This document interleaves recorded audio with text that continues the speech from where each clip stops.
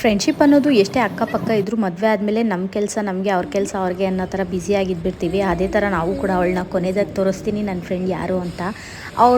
ಅವ್ರ ಮಗ ನನ್ನ ಮಕ್ಕಳು ಎಲ್ಲ ಸೇರಿಕೊಂಡು ಇವತ್ತು ಜೈನ್ ಟೆಂಪಲ್ಗೆ ಹೋಗೋಣ ಅಂತ ಬಂದ್ವಿ. ನೋಡ್ತಾ ಇರ್ಬೋದು. ಹಾಗೆ ಜೈನಿಸಮಲ್ಲಿ ದೀಕ್ಷೆ ತಗೊಂಡಿರೋರ್ನೆಲ್ಲ ಅಲ್ಲಿ ಇಟ್ಟಿದ್ರು. ತುಂಬ ಚೆನ್ನಾಗಿತ್ತು ನೋಡೋದು. ತುಂಬ ಚೆನ್ನಾಗಿದೆ ದೇವಸ್ಥಾನ ಅಂತೂ. ನೀವು ಇಲ್ಲೇ ಎಲ್ಲಾದರೂ ಹತ್ರದಲ್ಲಿದ್ದರೆ ಅತ್ತಿಬೆಲೆ ಸೈಡು ಹೋಗಿ ನೋಡಿ. ತುಂಬ ಮನಸ್ಸಿಗೆ ಶಾಂತಿ ಸಿಗುತ್ತೆ. ಅಲ್ಲಿರೋ ಎನ್ವಿರಾನ್ಮೆಂಟ್ ಕೂಡ ತುಂಬ ಚೆನ್ನಾಗಿದೆ. ನಮ್ಮಪ್ಪ ವೀಡಿಯೋ ಮಾಡ್ಕೊಳ್ಳೋಣ ಅಂದರೆ ಹಿಂದಿಂದಲೇ ಬರ್ತಾವನೆ. ವೀಡಿಯೋ ಮಾಡೋಕ್ಕೆ ಬಿಡ್ತಾ ಇಲ್ಲ, ಫೋಟೋ ಹಿಡ್ಕೊಳಕ್ಕೆ ಬಿಡ್ತಾ ಇಲ್ಲ. ಕದ್ದು ಮುಚ್ಚಿ ಮಾಡ್ತಾಯಿದ್ದೀನಿ. ಹೌದು, ವಿಡಿಯೋ ಏನು ಮಾಡೋದಕ್ಕೆ ಬಿಡಲ್ಲ, ಆದರೂ ಕದ್ದು ಮುಚ್ಚಿ ವಿಡಿಯೋ ಮಾಡಿದ್ದೀನಿ. ನೋಡ್ತಾ ಇರ್ಬೋದು, ಮಕ್ಕಳೆಲ್ಲ ತುಂಬ ಚೆನ್ನಾಗಿ ಆಟಾಡ್ತಾ ಇದ್ದಾರೆ. ಇವಳೇ ನನ್ನ ಗೆಳತಿ.